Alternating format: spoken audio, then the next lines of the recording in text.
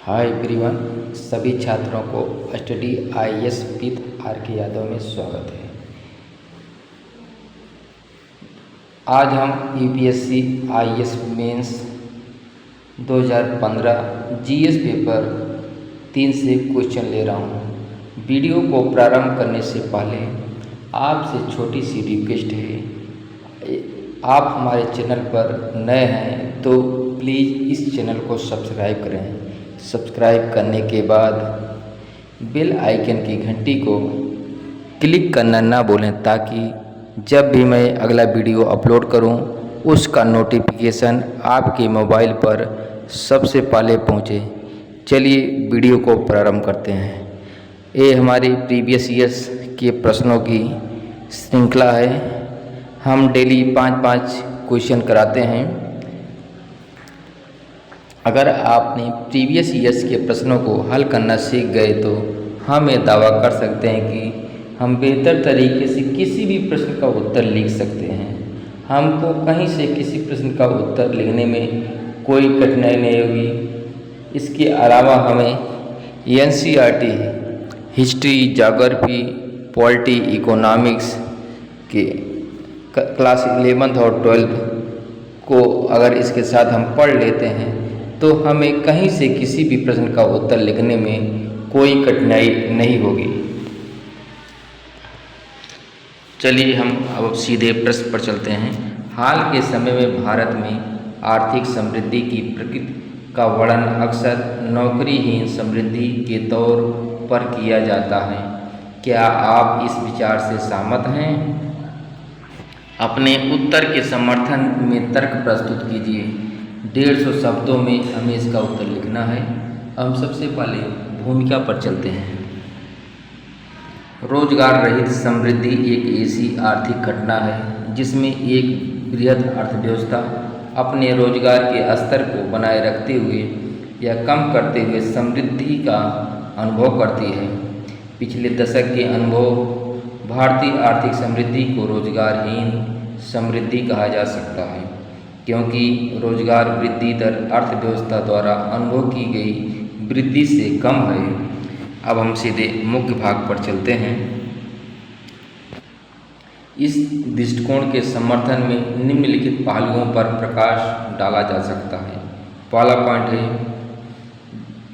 किसी क्षेत्र में रोजगार की हिस्सेदारी में बड़े पैमाने पर गिरावट आई है। सेवा और विनिर्माण क्षेत्र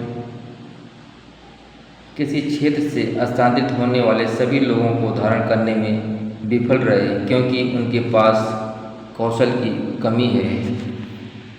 दूसरा पॉइंट है, जनसांख्यिकीय लाभांश। 2005 से 2010 के दौरान संगठित क्षेत्र में प्रतिवर्ष केवल 1 मिलियन शुद्ध नौकरियां सृजित हुई, जबकि 60 मिलियन लोगों ने भारत के श्रम बाजार में प्रवेश किया। अब हम सरकारी हस्तक्षेप के बारे में देखेंगे। पहला पॉइंट है, मेक इन इंडिया पहल और उत्पादन से जुड़ी प्रोत्साहन योजनाएं। दूसरा पॉइंट है, प्रधानमंत्री मुद्रा योजना PMMY, जिसके तहत बैंक 10 लाख रुपए तक संपार्श्विक मुक्त ऋण प्रदान करते हैं। अगला पॉइंट है, प्रधानमंत्री कौशल विकास योजना PMKY। यह राष्ट्रीय कौशल विकास निगम NSDC द्वारा कार्यान्वित कौशल विकास और उद्यमिता मंत्रालय MSDE का एक प्रमुख फ्लैगशिप कार्यक्रम है। अब हम आगे बढ़ने का रास्ता देखेंगे। पहला पॉइंट है, सरकार को यह सुनिश्चित करने की ज़रूरत है कि उद्योग को आकर्षित करने के लिए एक प्रशिक्षित कार्यबल हो। अगला पॉइंट है, एक उभरती अर्थव्यवस्था के लिए उच्च आय, उत्पादकता और विकास का मार्ग श्रमिकों को खेतों से दूर कारखानों और कार्यालयों में नौकरियों की ओर ले जाना चाहिए। अगला पॉइंट है, रोजगार उद्योग या सरकार को आवश्यक कौशल प्रदान किए बिना बेरोजगारी को संबोधित नहीं किया जा सकता है। अब हम निष्कर्ष पर चलते हैं। विकसित देशों के अनुभवों से पता चला है कि छोटे व्यवसायों की वृद्धि से रोजगार सृजन हो सकता है। जनसांख्यिकी लाभांश की क्षमता का उपयोग करके आर्थिक विकास के साथ रोजगार बढ़ाने के लिए उच्च आगे की शिक्षा और कौशल विकास समय की मांग है। अब अगले प्रश्न पर चलते हैं। ग्रामीण क्षेत्रों में कृषि तक रोजगार और आय का प्रबंध करने में पशुधन पालन की बड़ी संभावना है। भारत में इस क्षेत्र की प्रोन्नति करने के उपयुक्त उपाय सुझाते हुए चर्चा कीजिए। अब हम भूमिका पर चलते हैं। भारतीय अर्थव्यवस्था में पशुपालन क्षेत्र एक महत्वपूर्ण भूमिका निभाता है। भारत में विशाल पशुधन संसाधन है। पशुधन क्षेत्र 2020-21 में सकल घरेलू उत्पाद में 4.11% और कुल कृषि जीवीय स्थिर कीमतों पर में 30.1% योगदान देता है। इस क्षेत्र के तीव्र विकास से अधिक समतावादी और समावेशी विकास हो सकता है। ऐसा इसलिए है क्योंकि इसमें लगे लोग ज़्यादातर छोटे भूमिधारक और भूमिहीन किसान हैं। अब हम किसानों की आय दोगुनी करने के सरकार के लक्ष्य के तहत पशुधन उत्पादकता को आय वृद्धि के साथ स्रोतों में से एक के रूप में पहचाना गया है। अब मुख्य भाग पर चलते हैं। भारतीय अर्थव्यवस्था में पशुधन का योगदान। पहला पॉइंट है आय में वृद्धि होती है। दूसरा, रोजगार के अवसर उत्पन्न होते हैं। महिलाओं के लिए अवसर उत्पन्न होते हैं कार्य करने की। आपदाओं से सुरक्षा होती है। हम सरकार द्वारा महत्वपूर्ण पहल के बारे में देखेंगे। राष्ट्रीय गोकुल मिशन का उद्देश्य गो जाति आबादी की स्वदेशी नस्लों का विकास और संरक्षण करना है। अगला पॉइंट है राष्ट्रीय पशुधन मिशन पशुधन उत्पादन प्रणालियों और सभी हितधारकों की क्षमता निर्माण में मात्रात्मक और गुणात्मक सुधार सुनिश्चित करेगा। अगला पॉइंट है राष्ट्रीय कृत्रिम गर्भाधान कार्यक्रम। अगला पॉइंट है पशुधन स्वास्थ्य और रोग नियंत्रण LHDC योजना। अगला पॉइंट है पशुपालन स्टार्टअप ग्रैंड चैलेंज। भारत में डेयरी क्षेत्र का विस्तार करने के लिए गांव से आने वाले नवाचारों की सराहना करना। अब हम भारत में पशुधन क्षेत्र को बढ़ावा देने के लिए उपयुक्त उपाय के बारे में देखेंगे। पहला पॉइंट है पर्याप्त संसाधन। भारत में विशेषकर कम वर्षा वाले क्षेत्रों में पशुपालन की उत्पादकता बढ़ाने के लिए पर्याप्त चारा और पीने का पानी उपलब्ध कराना समय की मांग है। हम विपणन के बारे में देखते हैं। विभिन्न पशुधन उत्पादों जैसे अंडा, मछली, दूध आदि को बढ़ावा देने और किसानों को पर्याप्त मूल्य प्रदान करने के लिए विपणन जैसी व्यापार नीतियों को अधिक प्रभावी बनाना होगा। अब हम अगला पॉइंट देखते हैं स्वदेशी नस्लों को बढ़ावा देना। हमारी मवेशियों की स्वदेशी नस्ल को बढ़ावा दिया जाएगा क्योंकि अधिकांश विदेशी नस्ल की मवेशी हमारी जलवायु के लिए उपयुक्त नहीं हैं और इस प्रकार कम गुणवत्ता वाले उत्पाद प्रदान करते हैं। अब हम अगला पॉइंट देखेंगे प्रशिक्षण के बारे में। आय के वैकल्पिक स्रोत के रूप में पशुपालन को अपनाने के लिए किसानों को आवश्यक प्रशिक्षण और सब्सिडी प्रदान की जाएगी। हम निष्कर्ष पर चलते हैं। पशुपालन का उद्देश्य पशुधन को विभिन्न उद्देश्यों के लिए मनुष्यों के लिए उपयोगी बनाना है, जिनमें से कई का आर्थिक मूल्य भी है। इसलिए इसमें ग्रामीण क्षेत्रों में गैर कृषि रोजगार और आय प्रदान करने की बड़ी क्षमता है। अब हम सीधे अगले प्रश्न पर चलते हैं।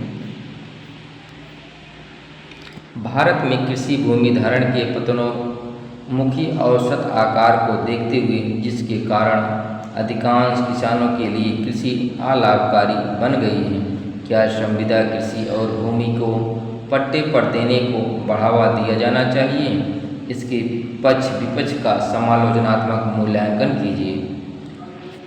हम सबसे पहले संक्षिप्त में भूमिका पर देंगे। आज़ादी के बाद से भारत में जनसंख्या में वृद्धि, औद्योगिकरण और शहरीकरण के लिए कृषि भूमि का उपयोग और परिवार के भीतर विभाजन के कारण भूमि जोत का औसत आकार घट रहा है।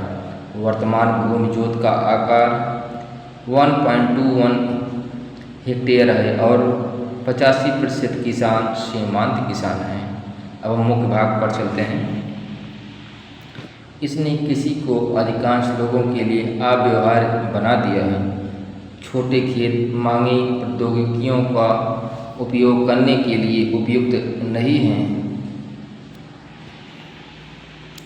दूसरा पॉइंट है सिंचाई करना कठिन हो जाता है।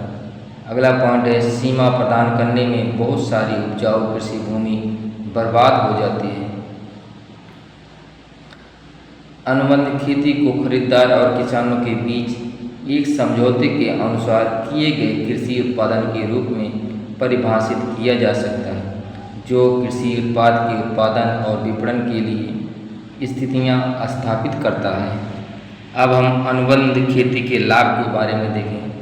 इससे कृषि में अधिक प्रौद्योगिकी आएगी और आधुनिकीकरण होगा। दूसरा पॉइंट है किसानों के लिए मूल्य स्थिर करना, क्योंकि कीमतें अनुबंध में तय की जाएंगी। अगला पॉइंट है उनकी उपज के लिए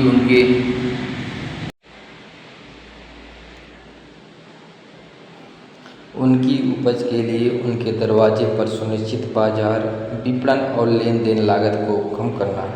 अगला पॉइंट है बेहतर इनपुट और निवेश के कारण उच्च उपज और उत्पादकता, खाद्य प्रसंस्करण क्षेत्र को बढ़ावा देना, छोटे पैमाने की खेती को प्रतिस्पर्धी बनाता है। अगला पॉइंट है अब हम अनुबंध खेती के नुकसान के बारे में देखें। छोटे किसानों का बहिष्करण हुआ, बाजार जोखिम बढ़ा, उत्पादकता जोखिम हुआ, व्यक्तिगत छोटे किसानों की सौदेबाजी की शक्ति कमज़ोर हो गई। अगला पॉइंट है कीमतें बढ़ने पर वैकल्पिक खरीदारों को बेचने के लचीलेपन का नुकसान हुआ। अब निष्कर्ष पर चलते हैं। इस प्रकार भले ही अनुबंध खेती में कृषि क्षेत्र में उत्पादन में बदलाव लाने की महत्वपूर्ण क्षमता है, लेकिन इसमें कई खामियां हैं जिन्हें सहकारी समितियों और एफपीओ के माध्यम से छोटे किसानों के निगमीकरण द्वारा ठीक करने की आवश्यकता है। त्वरित प्रौद्योगिकी हस्तांतरण और पूंजी प्रवाह बढ़ने की उम्मीद है और फसल उत्पादन के लिए एक सुनिश्चित बाजार विकसित होगा। यह छोटे और सीमांत किसानों के हितों की रक्षा करेगा, जिसके परिणामस्वरूप भारत में कृषि उद्योग का पूर्ण कायाकल्प हो सकता है। अब हम अगले प्रश्न पर चलते हैं। ये चौथा प्रश्न है डिजिटल भारत कार्यक्रम खेत उत्पादकता और आय बढ़ाने में किसानों की किस प्रकार सहायता कर सकता है? सरकार ने इस संबंध में क्या कदम उठाए हैं, इसके बारे में हमें लिखना है। हम सबसे पहले भूमिका पर चलते हैं। ग्रामीण समुदायों को सशक्त बनाने और डिजिटल साक्षरता को बढ़ावा देने के लिए डिजिटल बुनियादी ढांचा तैयार करने के लिए 2015 में डिजिटल इंडिया की शुरुआत की गई थी। कृषि के लिए डिजिटल सार्वजनिक बुनियादी ढांचे को एक खुले स्रोत, खुले मानक और अंतर सार्वजनिक भलाई के रूप में बनाया जाएगा। यह देखते हुए कि भारत की 70% 2011 की जनगणना के अनुसार आबादी ग्रामीण है और 50% आबादी के लिए कृषि आजीविका का मुख्य स्रोत है। डिजिटल इंडिया कृषि क्षेत्र में महत्वपूर्ण भूमिका निभा सकता है। अब हम मुख्य भाग पर चलते हैं। डिजिटल इंडिया कार्यक्रम और कृषि उत्पादकता। पहला पॉइंट है सूचना तक पहुंच। दूसरा पॉइंट है ई कॉमर्स प्लेटफॉर्म तैयार करना। तीसरा है ज़रूरत अनुरूप सिफारिशें, ई कृषि सेवाएं, प्रत्यक्ष नकद हस्तांतरण, छठा है स्टार्टअप का विकास करना, सोशल मीडिया का उपयोग करना। उदाहरण के रूप में डिजिटल ग्रीन एक ऐसा मंच है जो सहभागी वीडियो होस्ट करता है जहां किसान अन्य किसानों को सर्वोत्तम प्रबंधन प्रथाओं के बारे में बताते हैं।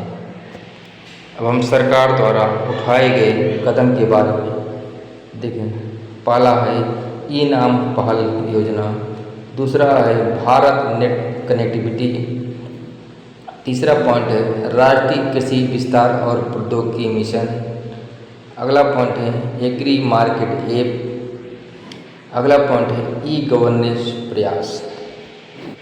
अब हम निष्कर्ष पर चलते हैं। किसानों की आजीविका में सुधार के लिए डिजिटल अनुप्रयोगों में बहुत संभावनाएं हैं। कुल मिलाकर डिजिटल इंडिया कार्यक्रम किसानों को जानकारी और सेवाओं तक पहुंच प्रदान करके उनकी कृषि उत्पादकता और आय में सुधार करने में मदद करेगा, जो उनकी कृषि उपज की गुणवत्ता में सुधार कर सकती है और खेती से जुड़े जोखिमों को कम कर सकती है। यह ग्रामीण युवाओं को उनकी पूरी क्षमता का एहसास करने और किसानों की उचित बाज़ारों तक पहुंच बनाकर उनकी लाभप्रदता बढ़ाने के लिए सशक्त बनाएगा।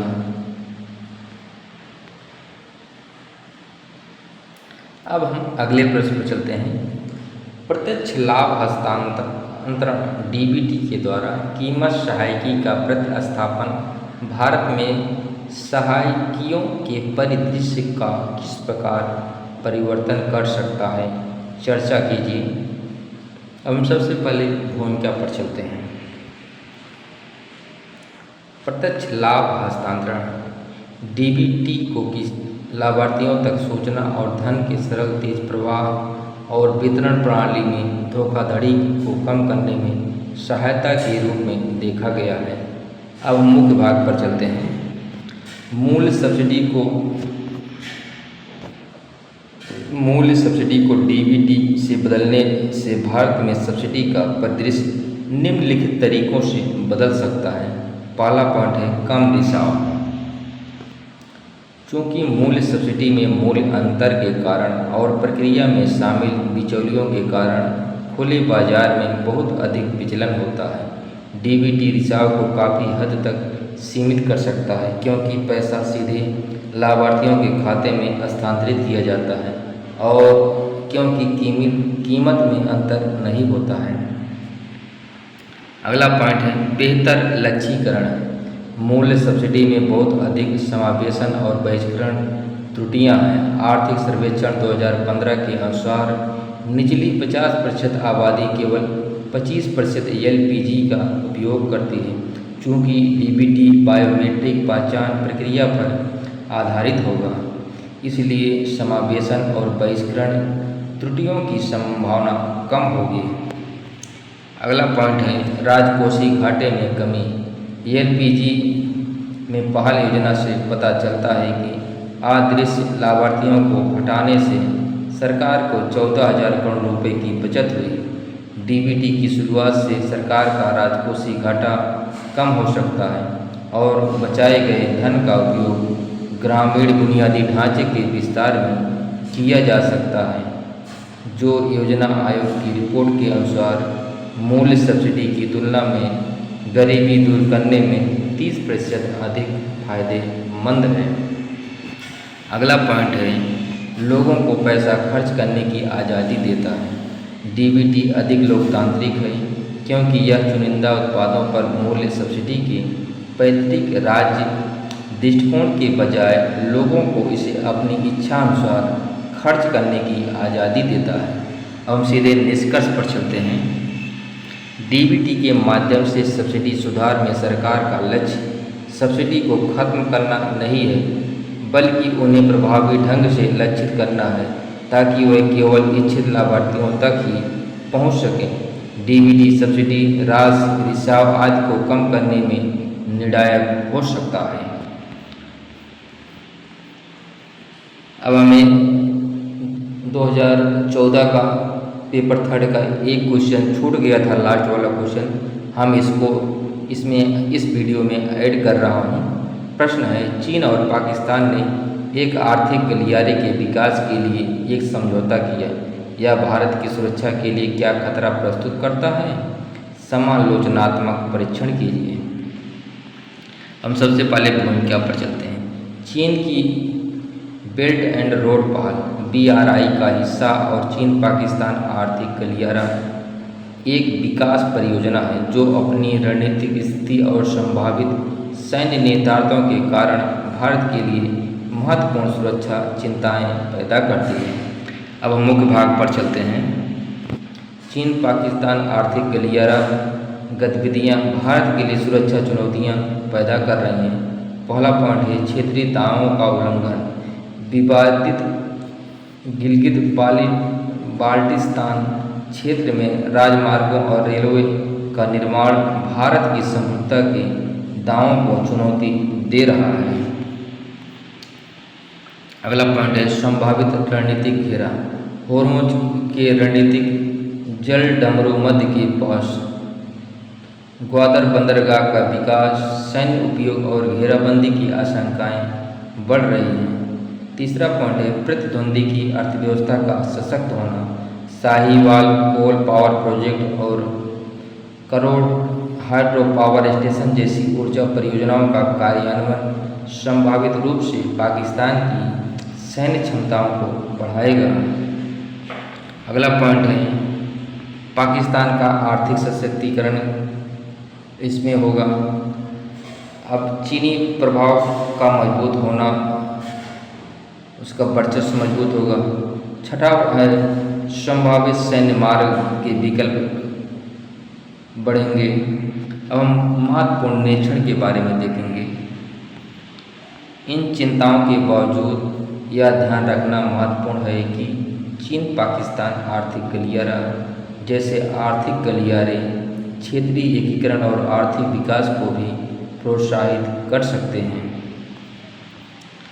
अगला पॉइंट है यद्यपि भारत को अपनी सुरक्षा की चिंताओं करना उचित एवं तर्कसंगत है, चीन पाकिस्तान आर्थिक गलियारा के रणनीतिक निहितार्थ काफ़ी हद तक इस बात पर निर्भर करते हैं कि चीन और पाकिस्तान परियोजना के तहत विकसित बुनियादी ढांचे का उपयोग करना कैसे चुनते हैं। अब हम प्रश्न के अनुसार निष्कर्ष लिखेंगे। यद्यपि चीन पाकिस्तान आर्थिक गलियारा CPEC भारत के लिए सुरक्षा से संबंधित चुनौतियां पैदा करता है, यह भारत द्वारा सक्रिय कूटनीति और रणनीतिक योजना की आवश्यकता को भी रेखांकित करता है।